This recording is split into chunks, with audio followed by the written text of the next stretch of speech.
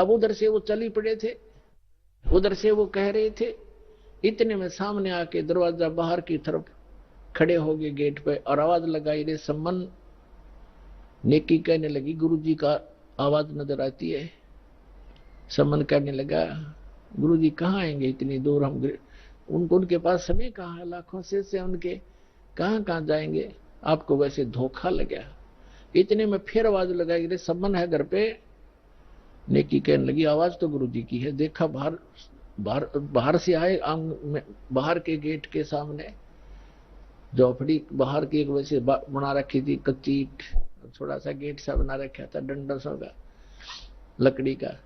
तो देखा तीनों ने सचमुच भगवान खड़े हैं, 3 जने खड़े हैं, भाग्य आए नंगे पैरों और खड़े खड़े देख रहे हैं, जैसे स्तब्ध हो गए हो।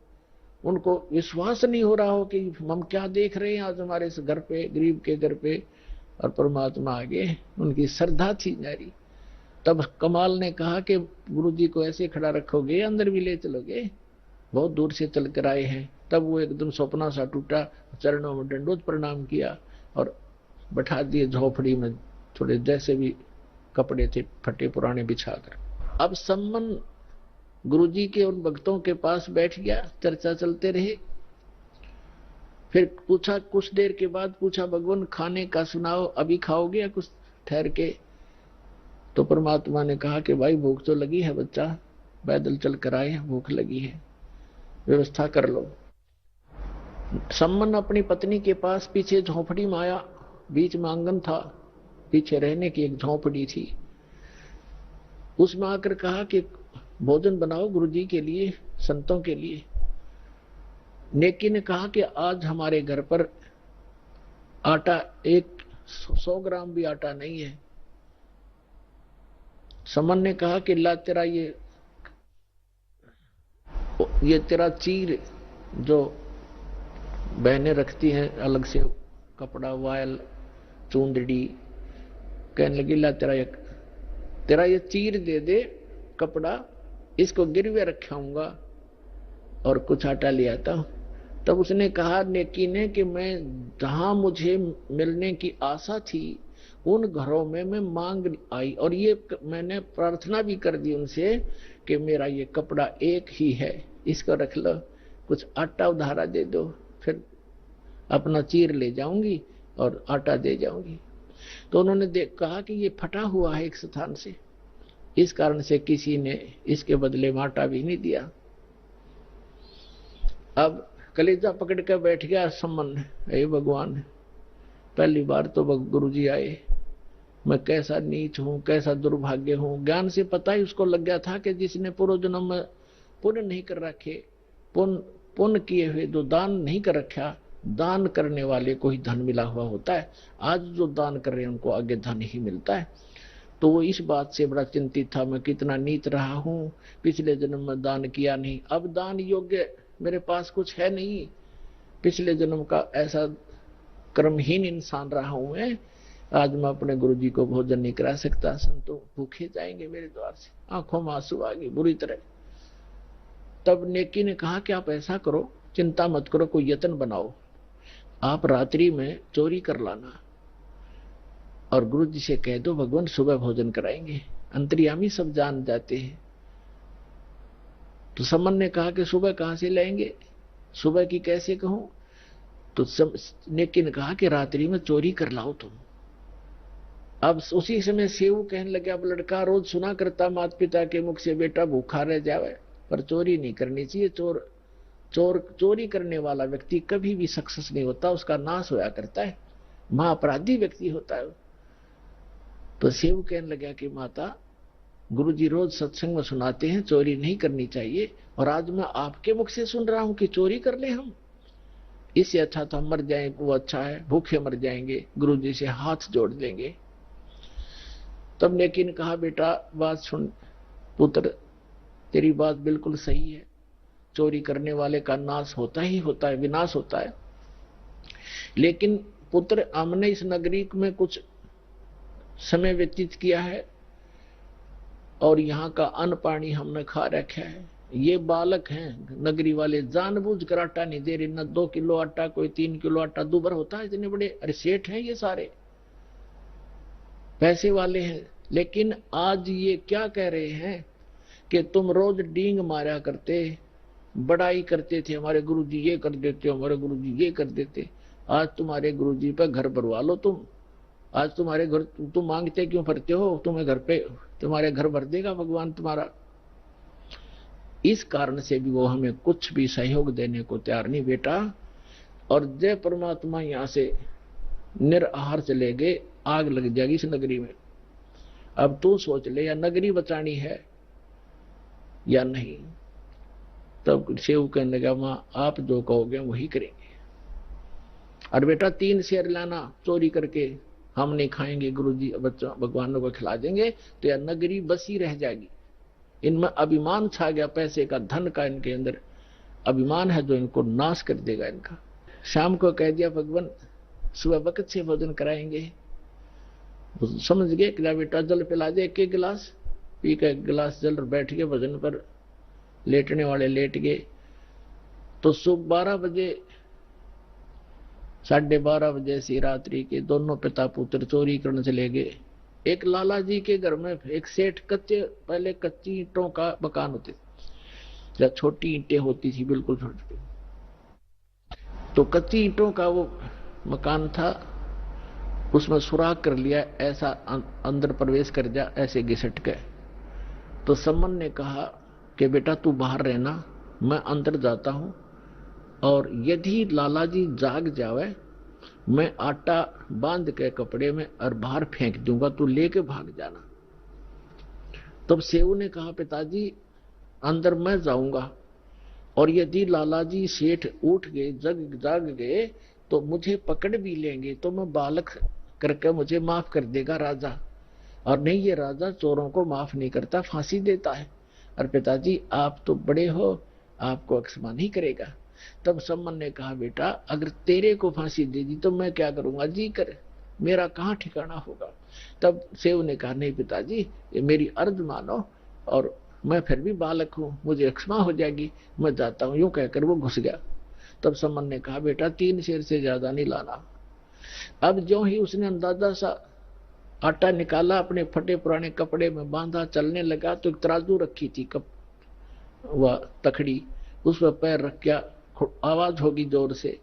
लाला उठ गए और चोर चोर करके जो ही सेव निकलने की चेष्टा कर रहा था, उसका पैर पकड़कर घसीट लिया वापस, और उसने आटा बाहर फेंक दिया। पिताजी आप ले जाओ, मुझे बनिए ने पकड़ दिया। अब वो आटा लेकर भाग गया। उधर से लाला जी ने उसको बांध दिया रस्सी से, थांब के, खंबे के अंदर मकान के, और पूछा कौन है तू, किसका है? उसने सच्ची बता दी, मैं ऐसे सम्मन मनियार का लड़का हूं, सेव मेरा नाम है। और कहा कि लाला जी इतना गुस्सा क्यों हो रहा, 3 शेर आटा लिया हमने, हमारे घर हमारे गुरुजी आए थे, उनको भोजन कराना अनिवार्य था, हमारे घर पर था नहीं, इतनी सी बात, हम चोर नहीं है। अच्छा वो तुम्हारे गुरुजी आए हैं, ठीक है, अब समझ गया मैं, वो चोरी कराने आते हैं, वो इसीलिए आते तुमसे चोरी कराते हैं, हर बात बनाते हो बड़ी बड़ी। अब सेव ने सोचा या और बात बिगड़ गई, अब गुरुजी को और सजा दिवाओगा ये राजा से कहकर। अब व्यवस्था, उधर से आटा लेकर पहुंचा सम्मन, उसकी नेकी ने पूछा कि बेटा कहाँ है, कि वो तो बनिए ने पकड़ लिया। अब नेकी के मन में कैसी प्रेरणा आई कि ये तो बात बिगड़ गई, लड़का पहचान में आवेगा और पुलिस वाले हमारे घर आएंगे, अभी आ लेंगे घंटे भीतर, और गुरुजी को पकड़ेंगे और कहेंगे कि ये कराता है चोरी, ये कराता है, ये कभी चोरी नहीं करते थे, आज ये आया है तो इसने चोरी कराई है, और गुरुजी को दंडित करवाएगा सेठ। तो नेकी ने, जैसे उनकी बुद्धि ने काम किया कि आप जाओ लड़के का सिर काट लो, किसी प्रकार बुला बुलू के, और बाहर सिर निकलवा लेना, और सेठ से कहना कि छोड़ना मत, रस्सा बांधे रख, 2 बात बतलानी है। और लड़के की शीश काट लिया, और फिर सेठ उसको घर नहीं रखेगा, वो अपनी जान बचाएगा, 302 के मुकदमे से बचेगा, और वो उसको कहीं और डालेगा, फिर तुम 100 उठा लाना। अब लेके इतना बड़ा छुरा और चल पड़ा, और जाके कहा कि सेऊ बेटा 2 बात करनी, कल तो आप शायद मारे जाओगे बेटा, और हम दो बात बताना चाहता हूं तेरे कान में। तो सेव ने कहा लाला जी से कि सेठ जी मुझे कुछ दो बात करनी मेरे पिताजी से, बाहर मेरा बाप खड़ा है, मुझे दो बात कर लेने दे। वो कहने लगा नहीं नहीं, तू भागने की चेष्टा करता है कि नहीं, रस्सा ढीला कर दे पैर का, बांधे रख मजबूती से, इतना मैं शीश निकाल कर बात कर रहा हूं। अब सेठ ने सोचा कि ज्यादा चोरी तो कुछ की नहीं है, थोड़ा सा ढीला कर दिया, रस्सा थाम के बांधे रखा।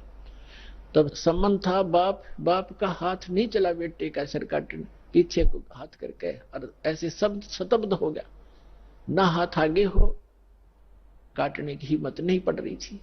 तब सेऊ ने कहा पिताजी बात सुन, यदि आप मेरे पिता हो, मैं आपका अंश हूं, तो आज मेरी बात को मानना पड़ेगा, नहीं तो मैं आपका बेटा नहीं हूं, किसी गैर की संतान हूं। आज मेरा सिर काट दे पिताजी, ना गुरुजी का कोई ठिकाना नहीं है आज। इतनी बात सुनते ही समन ने एकदम मारी वो तलवार, और लड़के की गर्दन काट के बालों से पकड़ कर लेकर चल पड़ा। अब सेठ को पता चला ये तो नाश हो गया, बात बिगड़ गई, ये 302 का मुकदमा 13 लगेगा। उसने उस लड़के को घसीट कर दूर बनी में जाकर एक पजावा था, पजावा जैसे बदानी भट्ठे होते, उनके खड्डों में गिराया, और अपना जो पाड़ सुराख बनाया था उसको बना के वैसा ही लीप लाप कर रेत रात मार के ऐसा कर दिया जैसे कुछ हुआ नहीं यहाँ पर। अब नेकी ने कहा कि अब ऐसे कर, इस सिर को रख दे यहाँ अलमारी के अंदर छुपा के, और वापस जाओ, लड़के के चिन्ह पाओगे, घसीटा हुआ लेकर जाएगा सेठ, कहीं डाल के आया होगा, वहां से भी उठा लाओ, क्योंकि मर्डर कहीं पता लग गया तो फिर सारा बात फैल जाएगी और पहचान होगी। अब सेव कुछ देर आया, फिर वापस गया, इसमें काफी घंटा सारा लग गया। इतने में सेठ अपना उसको डाल के सारा काम करके आराम से बैठ गया। वहां जाकर देखा, जहां उसके निशान जा रहे थे घसीट के, उन चिन्हों के साथ साथ जाकर बच्चे को उठा कर लाके और अंदर के कोठे में डालकर कपड़े बोरी बारी से ढक दिया कि गुरुजी चले जाएंगे, उसके बाद बच्चे का अंतिम संस्कार कर देंगे। अब उधर से भोजन बढ़ाया, लड़का कटा पड़ा है, इकलौता पुत्र की गर्दन कटी पड़ी है, वो कत्ल हुआ पड़ा है, और माँ रोटी बना रही है गुरुजी के लिए। भोजन बना के और कहा संबंध से कि बुलाओ महात्मा जी को, गुरुजी को जल्दी भोजन करा देंगे, फिर ये प्रस्थान कर जाएंगे वक्त से। सुबह 5 बजे भोजन करा दिया, 4:30 बजे बना दिया। महात्मा जी उठे, सबने परमात्मा उठे, उनके तीन पात्रों में, 3 दोनों में भोजन डाल दिया, सारा जितना बना रखा था। परमात्मा ने कहा भाई ऐसे करो, इसको 6 दोनों में डालो, 3 तुम हो 3 हम हैं। तो समन ने कहा महाराज जी हम तो फिर खा लेंगे, आप खाओ। नहीं, परमात्मा बोले प्रसाद बनाएंगे भाई प्रेम, और सब खाओगे, बैठ जाओ। अब वो दोनों बैठ गए, उन्हें 5 पात्रों में कर दिया उसको। परमात्मा ने कहा 6 में कर भाई। अब वो 6 में कर दिया, 5 बैठ गए खाने के लिए अपने अपने सामने रख के, और यूं नहीं बताना चाहते कि लड़का ऐसे हो गया। अब वो ये सोच रहे थे गुरुजी पूछेंगे तो बतावांगे, हम जिक्र भी नहीं करना चाहते, और पूछेंगे तो कह देंगे जी कहीं खेलने चला गया होगा। वो तो अंतर्यामी थे, कहां पूछना था उन्होंने।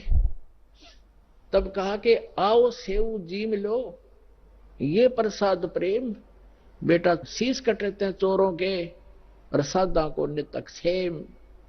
कहते हैं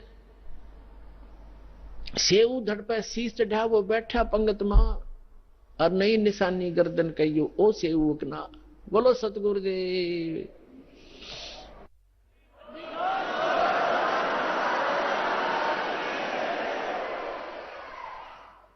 अब परमात्मा ने नु कहा था आओ सेव जी मिलो, ये प्रसाद प्रेम, और सिर कटते हैं चोरों के, बेटा संता के तो अक्षेम, संतों की तो शीश की रक्षा होती है।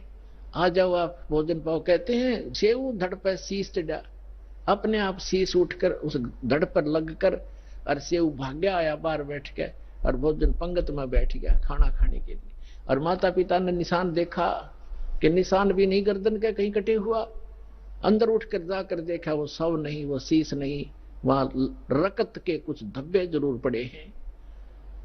तो पुण्यात्माओं, यदि भगवान की ही अब तुलना करना चाहते हो, पहचान करना चाहते हो, श्री कृष्ण जी को आपने ताम्रध्वज के जीवित कर देने मात्र से उनको भगवान मान लिया, तो कबीर भगवान के ये लक्षण उसके समांतर समझना। और देखो, अब जैसे कमाल था उसका जीवन शेष नहीं था और परमात्मा ने उसकी एक्सटेंशन आयु कर दी। अब उस दिन कमाल के हृदय में धक धक हुई और चरण पकड़ दिए ने बोले भगवान। परमात्मा ने कहा सेवु, तो कह रहा था ना मेरे जैसा कोई सेवक नहीं, तूने सेवक तो देखे नहीं थे बेटा। कमाल भी स्तब्ध हो गया, कहने लगा भगवान सचमुच मैं तो इनके चरणों की धूल भी नहीं था। तो बेटा एक से एक भक्त होते हैं, अभिमान नहीं करना चाहिए। उसकी फड़क निकाली। अब फिर क्या किया, परमात्मा ने कहा बेटा तेरा अब देखना ठाठ हो जाएंगे समन। कहते सत ना छोड़े सूरमा, सत छोड़े पतदा, और सत के बांधे लक्ष्मी फिर मिलेगी यार। आपने अपनी तो क्रिया को छोड़ना नहीं चाहिए। जैसे वो मजाक करते थे, इसे तुम्हारे भगवान ने ये कर दे, लड़का जीवित किया और फिर सम्मन को इतना धन दे दिया परमात्मा ने, 1 नंबर का सेठ का है उसी जीवन में। तो परमात्मा कहते हैं कल्पे कारण कौन है, मन में ज्यादा कल्पना मत कर, फलाना यूं कह रहा था तुम्हारे कुछ नहीं हो रहा। आन दे समय कल्पे कारण कौन है, कर सेवा नहीं काम, और मन इच्छा फल देऊंगा जब पड़े मेरे ते काम। फिर परमात्मा कहते हैं धीरे धीरे रे मना धीरे सबको छो, और माली सींचे 100 बड़ा समय आए फल हो। अब आपने आम का बीज बोया है, जैसे पौधा बोते हैं, सैकड़ों घड़े उसमें पानी की सिंचाई होती है, और उसको परिपक्व होने दो। परिपक्व होने के बाद फिर देखना कितना लदपद होगा फलों से। आप भी खा लोगे, पड़ोसी भी खा लेंगे, रिश्तेदार भी ले जाएंगे, तो भी खत्म नहीं होगा। तो ये भक्ति, यथार्थ भक्ति रूपी पौधा आज आपने लगाया है, इसको कुछ समय दो और फिर देखना कितने सुख देगा ये कबीर भगवान आपको। बोलो सतगुरुदेव।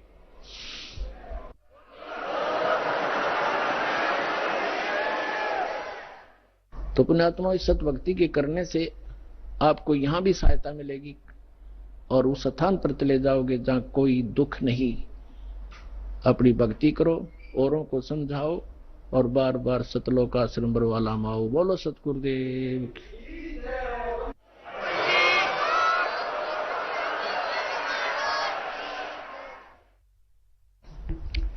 परम पिता परमात्मा पूर्ण ब्रह्म, सारी सृष्टि के रचनहार कबीर परमेश्वर जी की असीम रजा से आप सभी पुण्यात्माएं सत्संग सुन रहे हैं। मात पिता मिल जाएंगे 184 वही,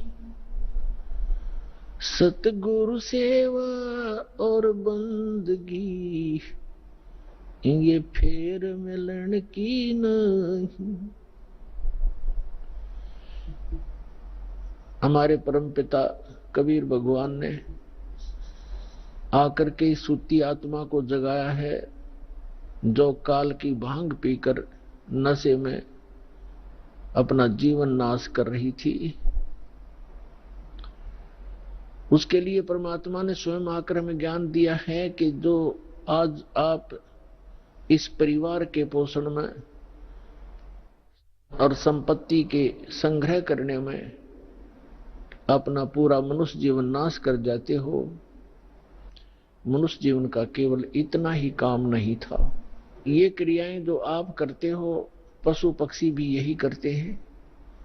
फिर मानव शरीर के मिलने का उद्देश्य क्या था, आवश्यकता क्या थी, ये परमात्मा स्वयं आकर ज्ञान कराते। और उस ज्ञान को आगे कुछ अज्ञान बना करके काल के दूत, काल के संत प्रेरणा तो करते रहते हैं, लेकिन उनके पास समाधान नहीं होता। जिसके पास समाधान नहीं है वो ज्ञान भी व्यर्थ है।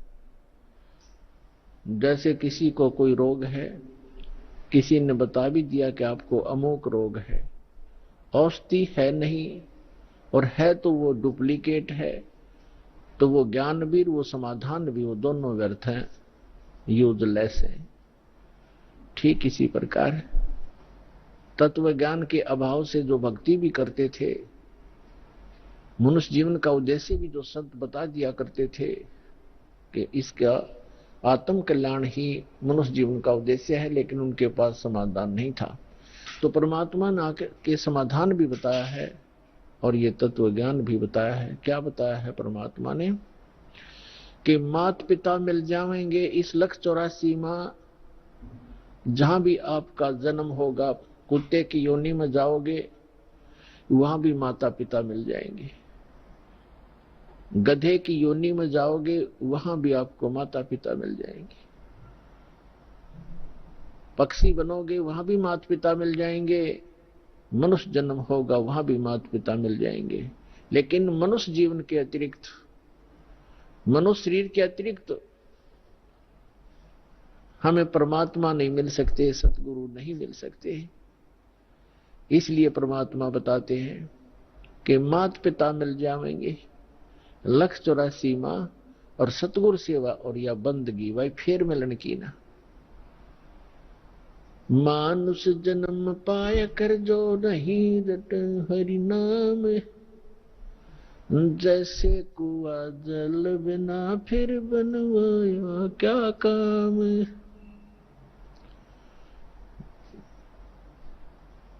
जिस कूप में, जिस कुएं के अंदर जल नहीं है, ऊपर से उसकी कितनी अच्छी चित्रकारी है और कितना चाहे पक्का स्ट्रक्चर है, यूजलेस है वो, उसका कोई लाभ नहीं, उसमें जल नहीं है। तो इसी प्रकार जो मनुष्य जीवन प्राप्त प्राणी कितना ही उच्च पोस्ट प्राप्त है, कितना ही उसका सुंदर शरीर है, यदि उसमें भक्ति नहीं, सत्य भक्ति नहीं है, तो ऐसा है जैसे जल रहित कूप होता है। मानुष जन्म पाय कर जो नहीं रटे हरि नाम, जैसे कुआं जल बिना बनवाया क्या काम।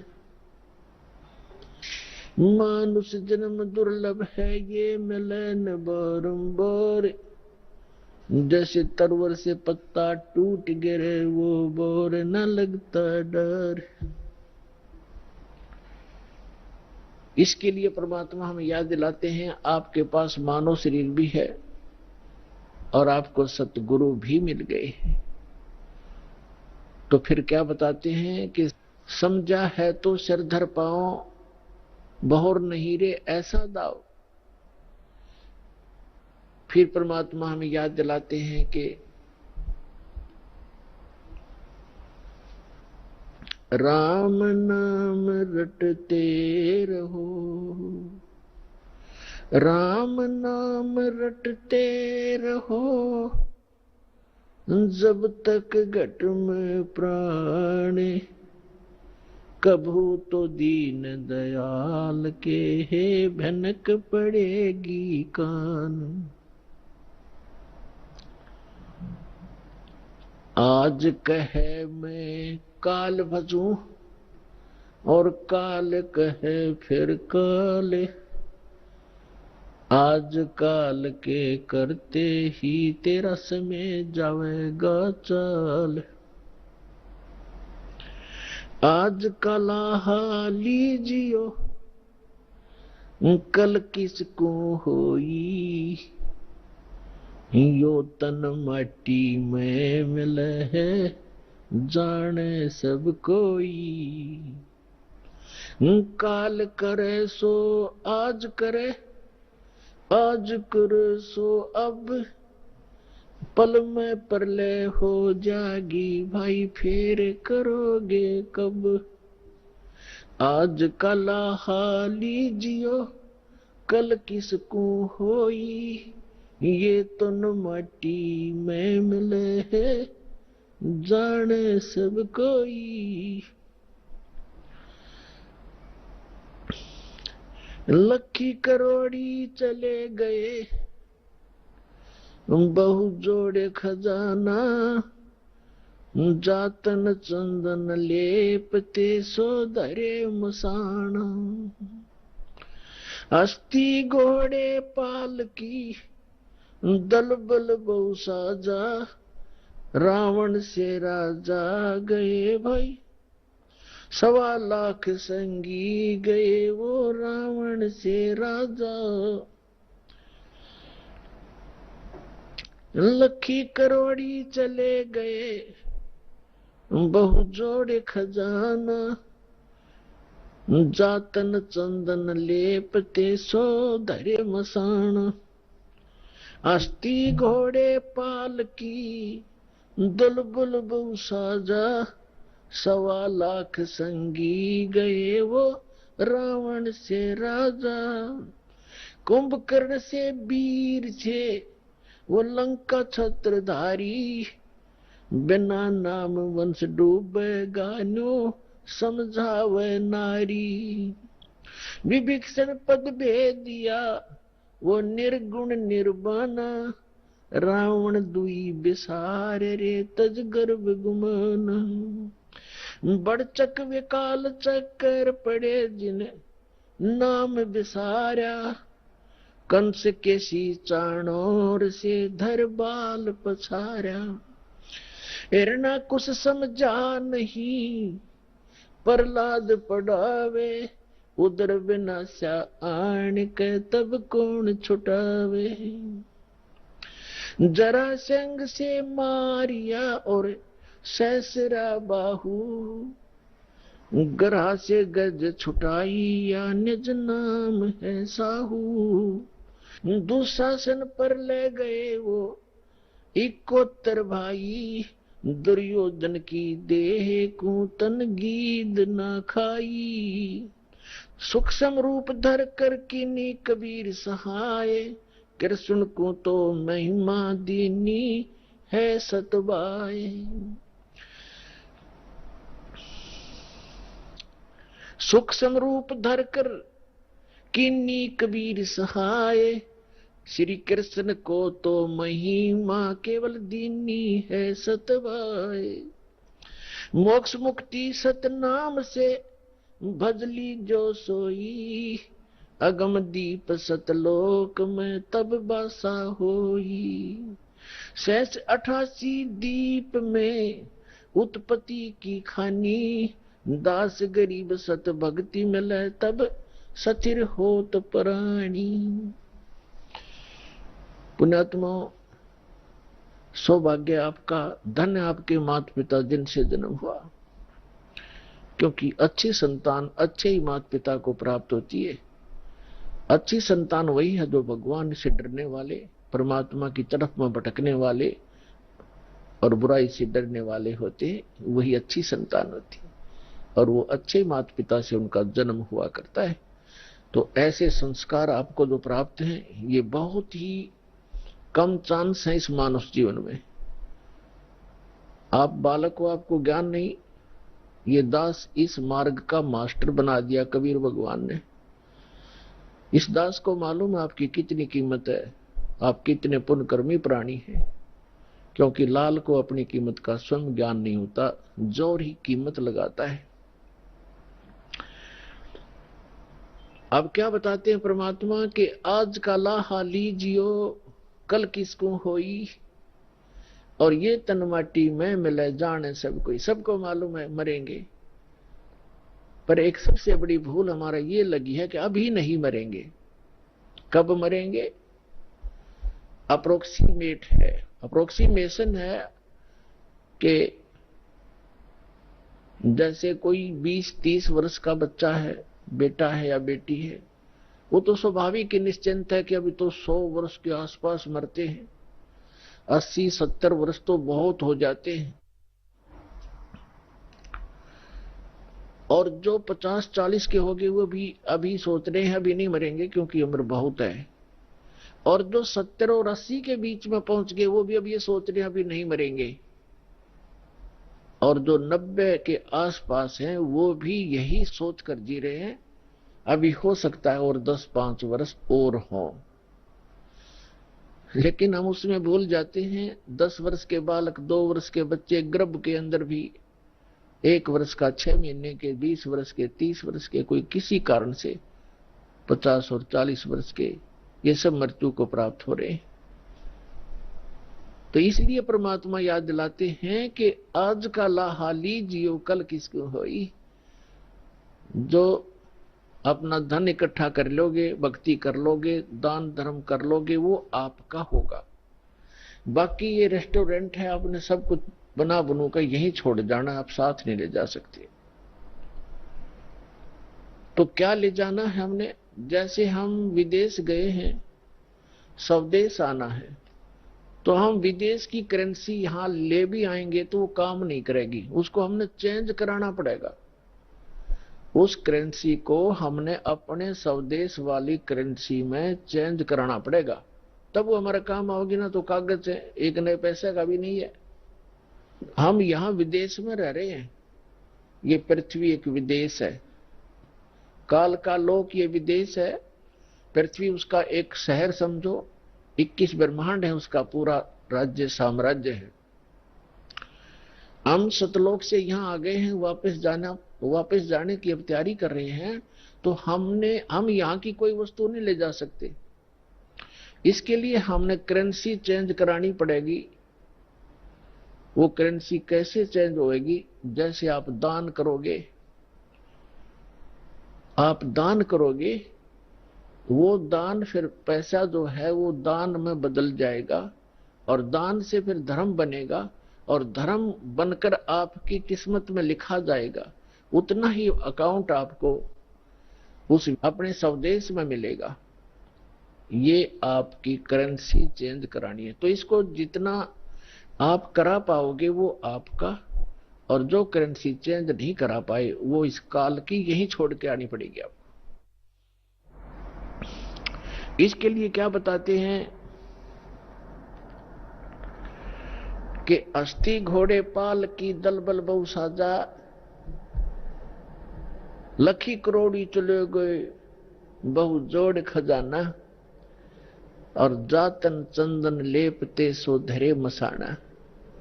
राजा लोग, सेठ लोग, साहूकार होते थे। जितना व्यक्ति धनी हो जाएगा उतना ही वो कृत घनी बन जाता है। ये माया का गुण है। राजा लोग क्या करते थे, सारे शरीर पर, जैसे आजकल तो एसी चल पड़े, कूलर कालर हो गए, राजा लोग क्या करते थे, चंदन को घिसवाते, नौकर चंदन घिसा करते थे, और गर्मियों के दिन में सारे शरीर पर चंदन लगा लिया करते थे, और शीतलता प्राप्त करते थे उससे। चंदन की लकड़ी का बुरादा, चंदन जो है बहुत शीतल होता, ठंडा तासीर होती। इसी प्रकार सेठ और साहूकार। तो परमात्मा कहते हैं, जातन चंदन लेपते, जिसके शरीर पर चंदन लेपन होता था और भक्ति करी नहीं, बकवाद करके जीवन नाश कर गए, पिछले जन्म के पुण्य कर्मों को पूर्व जन्म की बैटरी से राजा बन गए। जब तक पूर्व जन्म के पुण्य चलते हैं ये राजा राज्य भोगता है, धनी अपना धन का सुख लेता है, और यदि भविष्य की भक्ति ठीक ना बनी, शास्त्र अनुकूल साधना नहीं हुई, चार्जर नहीं लगा, तो पूर्व जन्म की बैटरी जिस दिन डिस्चार्ज होगी, यानी पूर्व जन्म के पुण्य आपके जिस दिन समाप्त हो जाएंगे, उस दिन तुरंत ही अचानक कैर टूटने शुरू हो जाएंगे। जैसे राजा लोगों का इतिहास देख लो आप, पिछला पुराना इतिहास हम पढ़ा करते थे। कोई राजा 5 वर्ष राज्य किया, किसी ने 10 वर्ष किया, किसी ने 12 वर्ष किया, और काल जो कर्म बिगड़ते ही इंसान के, कोई ना कोई काल प्रेरणा से दूसरा राजा आके उस पर आक्रमण कर देता है, उसकी नींद हराम हो जाती है, मारा जाता है, लुट जाता है, बच जाता, जंगलों में धक्के खाता है, तो अब बैटरी उसकी समाप्त होगी, और मृत्यु के उपरांत राजा गधे की योनि में जाता है। तो यहां परमात्मा कहते हैं कि जैसे अगम निगम को खोज ले, बुद्धि विवेक विचार, उदय अस्त का राज मिले, तो बिन नाम बिगाड़। कितना सटीक उदाहरण दिया है परमात्मा ने कि जरा सा बुद्धि से काम ले मानव, अगम निगम को खोज ले, अपने भविष्य को विचार कर, और बुद्धि विवेक विचार उदय अस्त का राज मिलो तो वे नाम बिगाड़। यदि पृथ्वी पति बन जावे, उदय यानी जहां से सूर्य उदय होता है और अस्त होता है, अर्थात पूरी पृथ्वी पर जिसका शासन हो, उसको उदय अस्त का राजा कहते हैं। उदय अस्त का राज्य मिले तो बिन नाम बिगाड़। अब बिगाड़ तो अब शायद किसी बच्चों को ना याद हो, उसका एक डिफाइन करना पड़ेगा उसको। पहले सन 60 के बाद 66-67 में 68 के अंदर हरियाणा में प्रांत अलग हो गया था, इसमें इतना विकास नहीं था, सड़कें बन गई। फिर ये 3 व्हीलर चला करते थे पेट्रोल के, ये बड़े बड़े जिनको 3 पहियों वाले 3 व्हीलर के बड़े वाले, और वो गांव से शहर में जाया करते थे। हमारे गांव से 2 3 व्हीलर चला करते थे। एक दिन नहीं आया तो दूसरे ने पूछा कि कल क्या बात होगी, कुशल तो है, आए नहीं। तो उसने कहा कि कल मैं बिगाड़ में फंस गया था। बिगाड़ क्या होती थी? पहले पुलिस वालों के पास ये अपने सरकारी व्हीकल नहीं होते थे, जीप वगैरह, ये ऐसे ही किसी की जीप पकड़ लेते, एक दिन किसी का 3 व्हीलर पकड़ लेते, कोई 4 व्हीलर जबरदस्ती ले लेते, और उसको सारा दिन अपना जो भी उनके काम होते 10-5 गांवों में, कितना रेड मारनी होती, कितना शराब पकड़नी होती, कोई चोर पकड़ना होता या कोई वैसे क्रिमिनल आदमी पकड़ने होते, तो उनको ले जाते थे। वो पेट्रोल भी अपने पल्ले से डाला करता व्हीकल वाला, और सारा दिन उसका पहिया नहीं टेकने देते। आम व्यक्ति को तो ऐसे लगे जैसे बड़ी स्पीड से जा रहा है, कोई अच्छी कमाई कर रहा होगा वो 3 व्हीलर वाला, और वो फंस रहा था बिगाड़ में। तो वो बता रहा था कि कल मैं 200 रुपये अपने घर से लगा कर आया हूं, यानी आज उस समय के 200 रुपये आज के 20,000 भी मेरे ख्याल में कम होंगे। कह रहा 200 रुपये का पेट्रोल अपने पल्ले से लगाया, सारे सुबह ले गए मुझे पकड़कर 6 बजे, रात के 11-12 बजे छोड़ा मुझे। 200 रुपये का तेल लग गया और पल्ले से रोटी खानी थी। तो कल मैं बिगाड़ में फंस गया। अब क्या था कि सारा दिन वो चलता तो खूब दिखाई दिया, पहिया टेका नहीं, बहुत स्पीड, इधर चल उधर चल, और इनकम 1 नए पैसे की नहीं थी, खर्चा सारा का सारा था। इसको कहते हैं बिगाड़। तो जो राजा लोग या सेठ या अन्य कोई भी व्यक्ति समझो, अब जब राजा को ही इसलिए लिया जाता है, बाकी अन्य नागरिक तो अपने औकात से परिचित हो जाते हैं। जब राजा भी जो भक्ति नहीं करता, वो भी बिगाड़ कर रहा है, तो आम व्यक्ति भी उससे अपनी तुलना कर सकता है कि जो भक्ति नहीं करता और केवल माया जोड़न में लाग रहा है, तो वो राजा पूर्व जन्म की जो पुण्य कर्मों की कमाई थी, उसके आधार से, उस पूंजी से उसके खूब ठाठ बाट दिखाई देते हैं, जय जयकार हो रही है, जहां जाते हैं माला डालने वाले और जयकार करने वाले हैं, बैंड बाजा बजाने वाले खूब हैं उसके आगे पीछे। और वो भोली आत्मा अपने पूर्व जन्म की वो बैटरी को, अपने पूर्व जन्म की कमाई को समाप्त कर रहा है, आगे चार्जर है नहीं, यानी भविष्य की भक्ति वो कर नहीं रहा।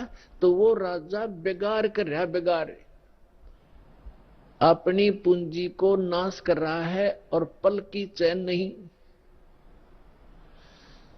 तो यहां गरीबदास साहिब जी परमात्मा से प्राप्त ज्ञान के आधार से कहते हैं,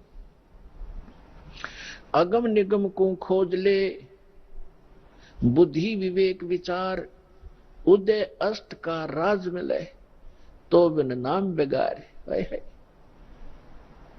पुण्यात्माओं, कलेजा हिल जाए इंसान का, जरा सा सोदी में हो, जरा सा भी विवेक रखता हो। हमारी बुद्धि पर पत्थर पड़ चुके हैं। हम पूर्ण रूप से कितने विद्वान पाक रहे हो, चाहे इंजीनियर बन गए हैं, चाहे हम डॉक्टर बन गए और चाहे प्रधानमंत्री बन गए, हम भक्ति मार्ग में शून्य है। अध्यात्म मार्ग हमारा शून्य है। और किसी की पूर्व जन्म की प्रेरणा से वो की ट्राई भी कर रहा है तो वो केवल डले ढो रहा है शास्त्र विरुद्ध साधना करके। तो सौभाग्य आपका, आपको ज्ञान सुनने को मिला। और धन्यवाद करा करो उस परम पिता भगवान कबीर साहिब का कि ये ज्ञान आप तक पहुंच चुका है। इस दास को पता है, या मेरे साथ जब से लगे हैं आपके भाई बहन, कितना संघर्ष करके आप तक ये ज्ञान पहुंचाया। न ये काल के दूत, ये दुष्ट लोग इस ज्ञान को ऊपर नहीं आने दे रहे थे। 600 वर्ष पहले परमात्मा आकर चले गए क्योंकि हम अशिक्षित थे, हमारे पूर्वज, और इन दुष्ट लोगों ने हमारे तक वो परमात्मा का ज्ञान नहीं आने दिया। ये कहकर के कबीर तो अशिक्षित है, ये ब्रह्मा विष्णु महेश की निंदा करता है, ये देवताओं की निंदा करता है, इसको मारो पत्थर, इसको भगा दो। और जब से इस दास पर दया हुई परमात्मा की, दास की नींद खुली और ये तत्व ज्ञान हुआ, उसी दिन से बेचैनी बन गई। जिसको समझाऊं उल्टा पड़े। कबीर साहब कहते हैं, साच कहूं जग मारन आवे और झूठ कही ना जाइयो, और साच न पूरा पावते झूठों जगपति आइयो। तो पुण्यात्माओं, सन 1994 में परम पूज्य मेरे गुरुदेव जी ने नाम देने का आदेश दिया था।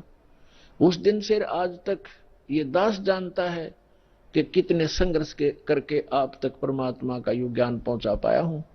इन दुष्ट लोगों ने इतने बाधाएं की, जेल तक भेज दिया, झूठे केस बनाकर, झूठी अफवाहें फैलाकर। रामपाल गुंडा है, भुंडा है, इन्होंने बताया 1 नंबर का आदमी है और सारे विश्व के कल्याण के लिए प्रयत्नशील है।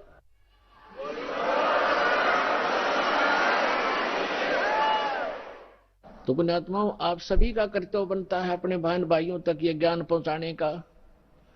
इस मार्ग के अंदर सबसे पहला आपको सहनशील बनना पड़ेगा, क्योंकि ये ऐसा ज्ञान है जो भी सुनता एक बार उसमें तूफान आता ही आता है। जैसे आप अपने छोटे भाई बहन को या बच्चे को कोई मेडिसिन खिलाते हो और उसकी जीभ पर रखते वो थूक भी देता है और रोता भी है, और अपने कई बार तो अपने पिता के, माता पिता के कपड़े भी पकड़ देता है, मेरा मुंह खराब हो गया, कोई बात नहीं, प्यार से, फिर अपना ही तो है जो ऐसा कुछ कर रहा, विरोध वो अपना ही था, उसी के प्रयत्न कर रहे हैं, उसी के लिए आप, उनकी जीवन रक्षा के लिए। तो उसको फिर धीरे धीरे वो टैबलेट, इंजेक्शन वो लाने पड़ेंगे, उसको खिलाना ही पड़ेगा, तो तब जा करके वो स्वस्थ होगा। तो इसलिए प्रत्येक का कर्तव्य बनता है परमात्मा के इस मार्ग में सहयोग देने का। लेकिन इस मार्ग के अंदर हम भक्त का लड़ाई करना फर्ज नहीं होता। परमात्मा खुद आए थे और उनके साथ कितनी बदतमीजियां की थी। उस परमेश्वर कबीर जी ने किसी को बद्दुआ भी नहीं दी, ऐसे बद सलूक किए थे। अब कभी बताया करेंगे, क्योंकि पहले तो आपको ये ज्ञान समझाते हैं, वेद पुराण गीता से आपको परिचित कराते हैं, ताकि फिर आपकी बुद्धि ये स्वीकार कर ले वह कि कबीर इज गॉड।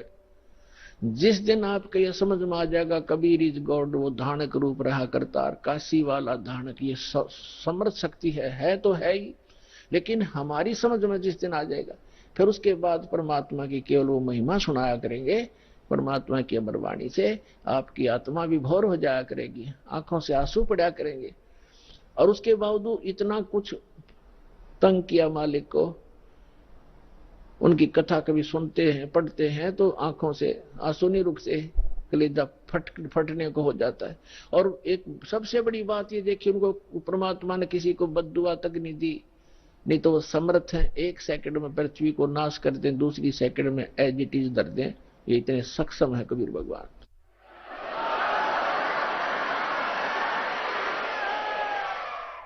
उन्होंने उनको बद्दुआ नहीं दी, क्योंकि वो उनको मालूम था कि ये मेरे ही बच्चे हैं। इन्होंने भांग पी रखी है काल भगवान की, और इन दुष्ट लोगों ने मेरे बच्चों को मेरा विरोधी बना दिया काल के दूतों ने। और वो काल के दूत कौन है? वो गुरु पद पे, वो भी तो परमात्मा के बच्चे हैं। तो पुण्यात्मा, जब आपकी बुद्धि, आपका विचार सतर इतना ऊपर उठ जाएगा तब हम आगे बढ़ पाएंगे। ना तो रोज की किसी के मरले लड़के ये तो तैयार बैठे हैं। तो हमने अपने मिशन को सफल भी करना है, अपने आप को बचा के भी रखना है और परमात्मा के ज्ञान को उसके बच्चों तक पहुंचाना है। कहते आत्म प्राण उद्धार ही ऐसा धर्म नहीं, और जीव का उद्धार करा दे इससे बड़ा कोई पुण्य नहीं है।